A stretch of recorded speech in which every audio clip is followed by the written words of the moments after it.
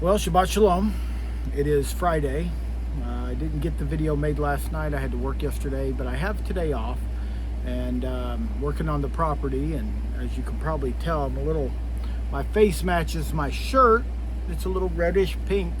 I was splitting wood today, working on the power system, just getting things in order so we can have a good Shabbat. And I am wore out. It is only like, I don't know, 2 o'clock in the afternoon maybe. And it's 2 o'clock in the afternoon, almost 2:30 on Friday, the day before Shabbat. And I feel like it's 10 o'clock at night. So bear with me if I look tired. I've just been working very hard. So anyway, if you're watching this video, it's either Friday night or Saturday morning. And hopefully, I mean, any people could be watching it at any time because it'll be on YouTube and readily available. But hopefully you're watching it before we actually discuss it. If you're watching it before, if you're watching it by 10 a.m., if you start the video by 10 a.m., you should have enough time to join us at 11 a.m. for the live discussion of the Bible verses that we're reading today and the teaching that I'm going to give out of those Bible verses. You have to forgive me, the fan keeps blowing my Bible pages up. So if you see something like this, like Bible pages, it's the fan that's doing it. So that was spooky.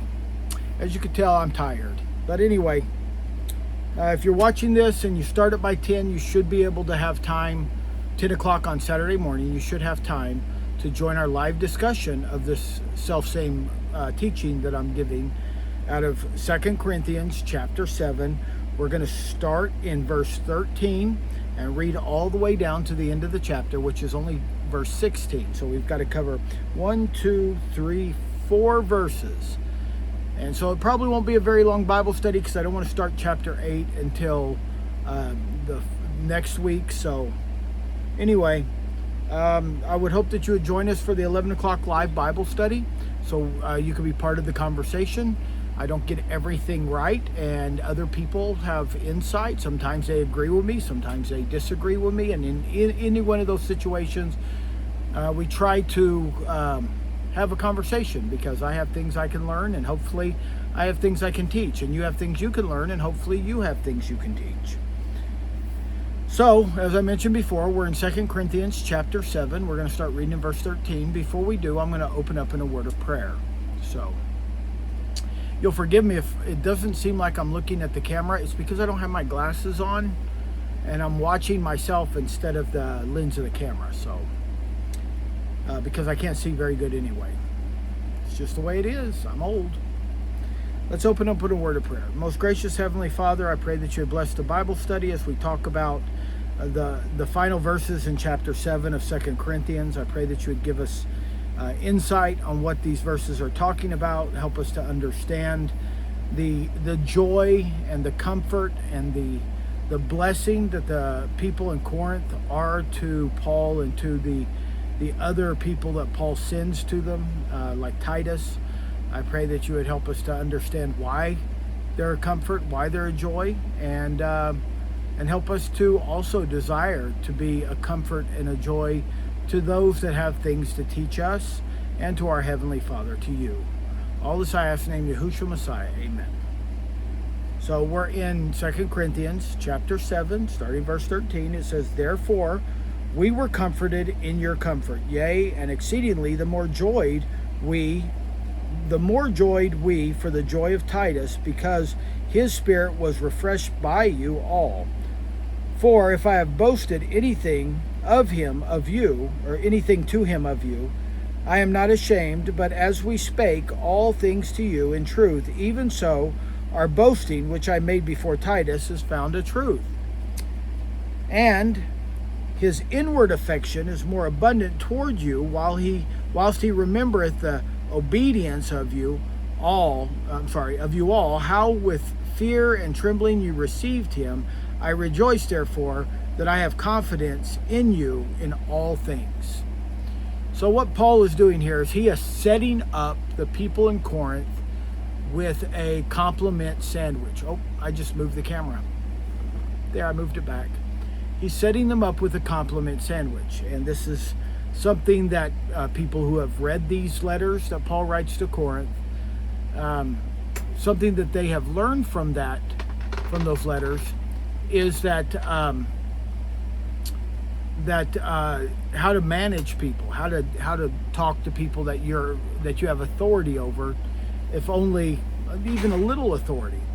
And I really like what he does here. So he's going to have some things to say to the people in Corinth about some of the things that they're doing that's wrong.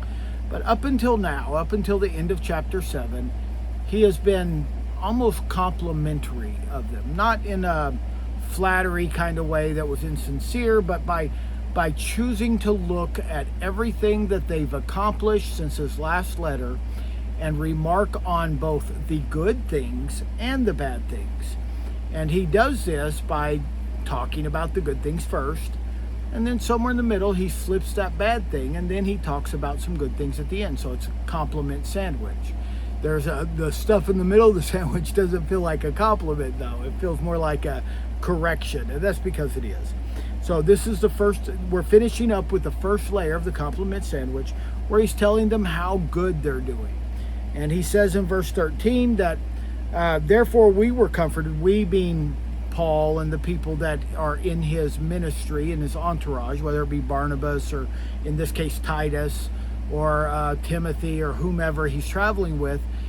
So he says, we were comforted in your comfort. And that word comforted, it'd probably be more accurate to translate it to the word consoled. That he was consoled in their consolation. In other words, it was a consolation to him. It was a blessing. It was an encouragement that was positive. I guess is what a consolation is. A positive encouragement to him, that they received a positive encouragement in his reprimand in the last letter. That it affected them in a positive and encouraging way that led them to obedience.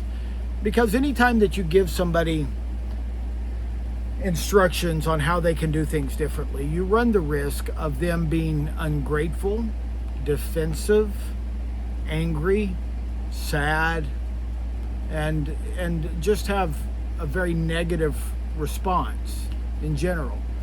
And I'm sure that the people in Corinth, there were probably some people that were very displeased with his first letter.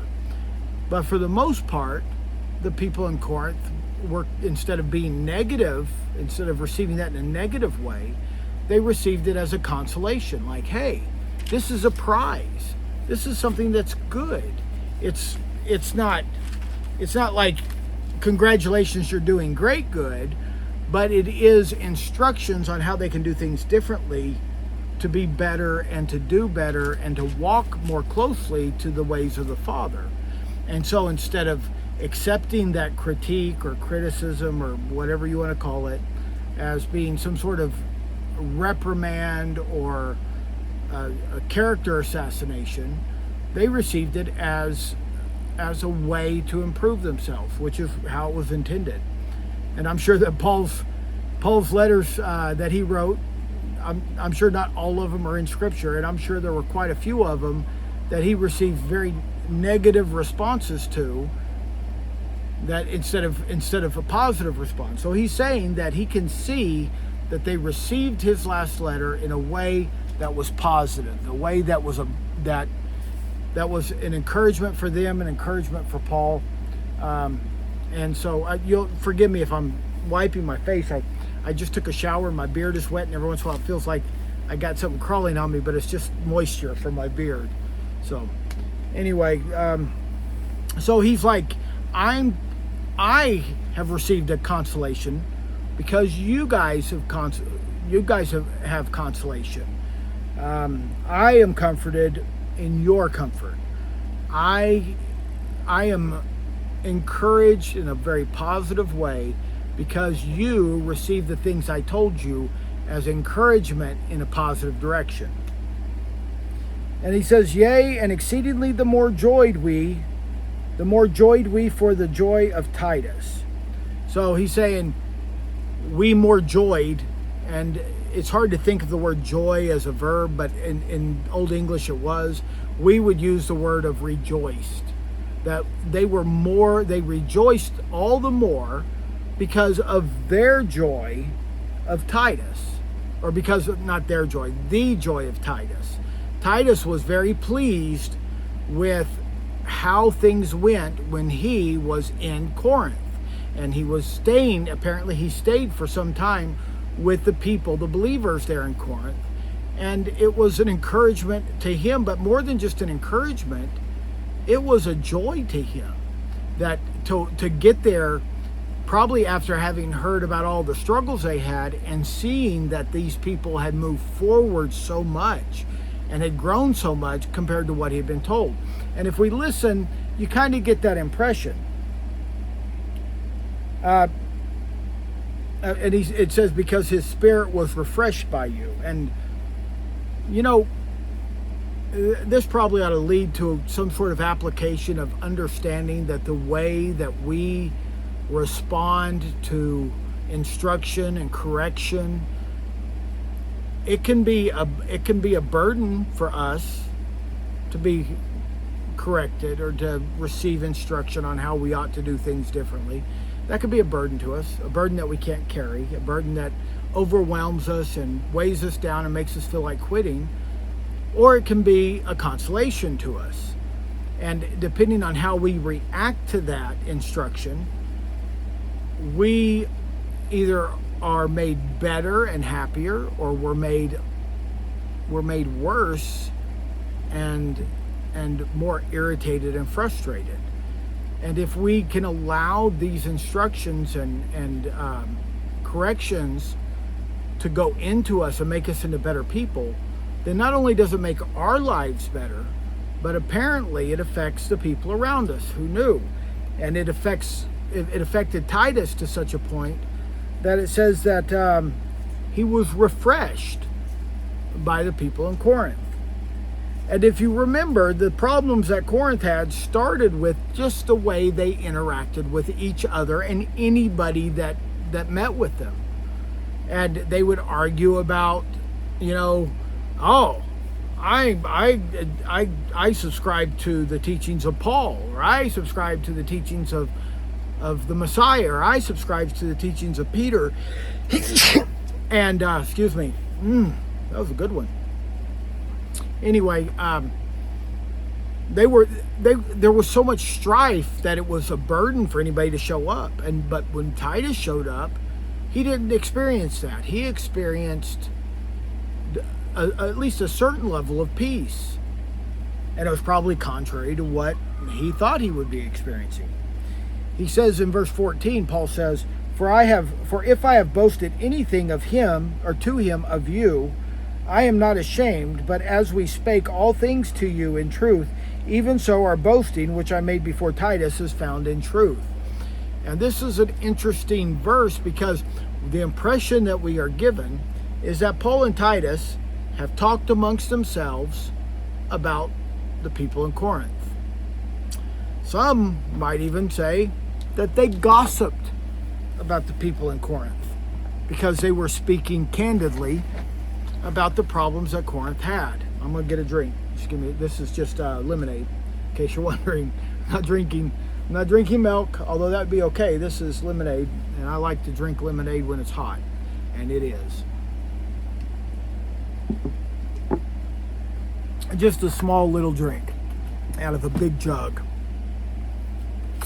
So, Paul and Titus have talked about the people in Corinth in a way that was very truthful, very candid. And he talks about his boasting to Titus of the people in Corinth. And I think that there are things that are positive about each and every person that's a believer, and there are probably things that are negative about quite a few of us as well. And what he says is, if I boasted anything to him of you, I am not ashamed. But as we spake all things to you in truth, even so our boasting, which I made before Titus, is found the truth. So there's two ways that this can be taken, and I think it should be taken both. The first way is the obvious, that Paul talked positively about the positive things the people in Corinth were doing. Even amongst all the strife and problems they had, they're still believers and they're still good. As a matter of fact, in 1 Corinthians chapter 11, verses 1 and 2, he commends them for keeping the precepts of Torah. He says that, well, if we go back there, let's just turn to 1 Corinthians chapter 11 in case anybody's forgotten or they joined us after that. We can't go back and look at those teachings because I did them live on Facebook and Facebook deleted them. But in verse 2 of chapter 11, well, let's just start in verse 1. He says, "Be ye followers of me, even as I also am of Messiah. Now I praise you, brethren, that ye remember me in all things, and keep the ordinances as I delivered them to you." And if you look up that word ordinances in the Greek, it literally is a word that means the ordinances of the Jewish law, or the ordinances of Torah. And so he tells them that he praises them for their faithfulness to Paul, to him personally, but also of their decisions to keep the things ordered in Torah. And so there were good things that they were doing, obviously. And so Paul was, when he talked to Titus about the people in Corinth, he told them about the good things. And that's one way we could take this, that he boasted on them. And it says that he boasted to Titus of them. And he says, "I'm not ashamed, but as we spake all things to you in truth, even so our boasting, which I made before Titus, is found in truth." In other words, that Titus was able to confirm that. Did you see that? That was crazy.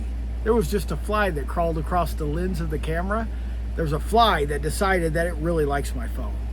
And if it just crawled across the limbs of the camera, of all places that it could go. So if you saw something move across the screen, that's what that was. If you missed it, go back. Look at it. It was the craziest thing. You may even pause it and get a good picture of a fly's belly or something. That was insane. Anyway, all of the good things Titus found to be true. He says that is found a truth. Titus found a truth. But what is implied that isn't directly said here is that all of the things that Titus heard about the people in Corinth, that Titus found them all to be true. Titus didn't just hear about the good things. Otherwise, Titus wouldn't have reacted the way he did when he showed up. He wouldn't have been refreshed or joyed, or he wouldn't have found that comfort that he talks about. So Titus knew what was going on in Corinth. He got there to help them with some of their problems, only to find out that some of those problems had already been dealt with, and that the people there were godly people. They were righteous. They were trying to be righteous. In verse 15, he says, "And his inward affection is more abundant towards you, whilst he remembered the obedience of you all." So it says that his inward affection, his love for the people there at Corinth, it says it was more abundant. The love that he felt was more abundant, especially towards the people in Corinth, while he remembered the obedience of the people in Corinth. Remembered the obedience? Let's think about that. He was going to check on them. He's going to help them with some of their issues. And his love for them was strengthened by remembering that they were pretty much, when you boil it all down, they were trying to be obedient. And so that strengthened his love for them, because he couldn't minister to their problems, to their deficits, if he didn't love them.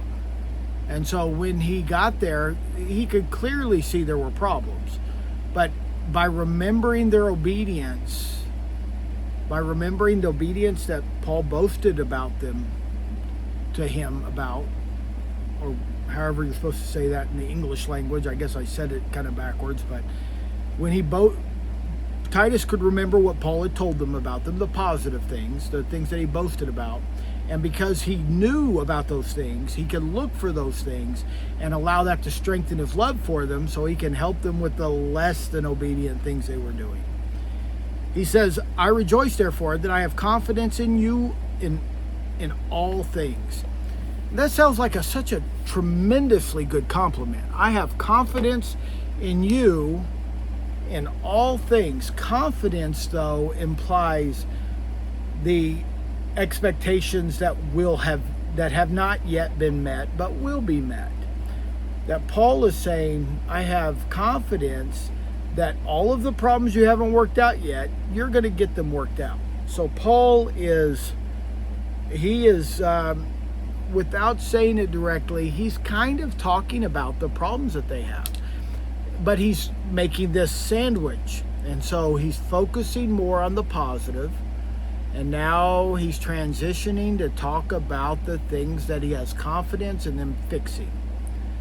And when we deal with one another, when we deal with other people, whether they're other believers at a different fellowship, or whether they are our kids, or our parents, or our spouses, or our sons-in-laws, or daughters-in-laws, we need to remember that Paul was a wise man when dealing with problems that spring up between people, which is what he's dealing with here in Corinth. He's dealing with problems, and in all of his letters, he's dealing with problems that spring up between people. He's not dealing with problems that aren't part of a relationship. The strife that is taking place in Corinth, the sin that's taking place, is creating problems between people.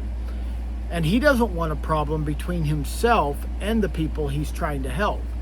So he figured out a way to deliver to them the correction that they need in a way that they can hear it, and it will not ostracize them from himself. Which is to say that he created a compliment sandwich.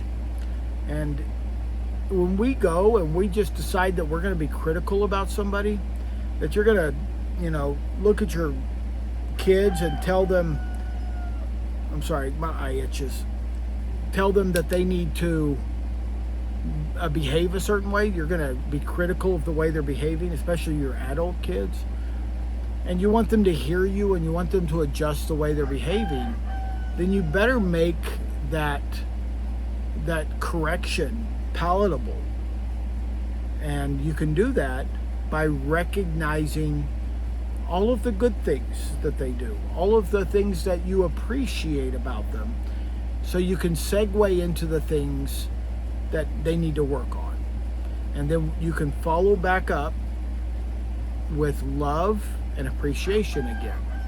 It makes it a lot more palatable, and it makes people try that much harder to correct some bad behaviors, because they see that you can see them, not just the bad, but the good and the stuff in between. You see all of it, and that you're not discounting the good when you talk about the things that need to change.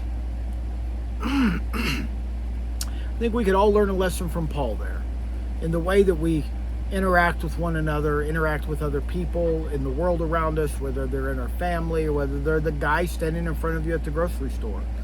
We need to learn how to interact in such a way that people can receive the things that we have to say, because some of the things that we have to say are kind of important. Some of the things are kind of important. That's kind of a way of saying that not everything is all that much important. And really the truth is that there's a lot that we have to say that needs to be heard, and needs to be heard and listened to and applied to people's lives. And we can do that if we just take a lesson from Paul here. Well, that's it for the Bible study. Like I said, it's not a very long one. We'll discuss it on Shabbat at 11. If you're watching this on Shabbat, then hopefully you're watching it before you started it before 10. It'll give you plenty of time to watch it and and you can take notes and pause it, do whatever you need to do. So when it comes time for the live broadcast, you have questions to ask or things to add. All right, well, Shabbat Shalom, and we will see you. If you're watching this at 10, we'll see you in about an hour. Actually, no, it'll be less than that, because I've been going live, or I've been on this video for almost half an hour. So we'll see you in a little over half an hour. And if you're not watching it at 10, if you're watching it before, then you're just going to have to do the math yourself. And if you're watching it after, then I'm not going to see you, at least not this week. But that's okay. You could still watch the live broadcast and leave comments about what you think or any questions you might have. Shabbat Shalom, and we'll see you next week.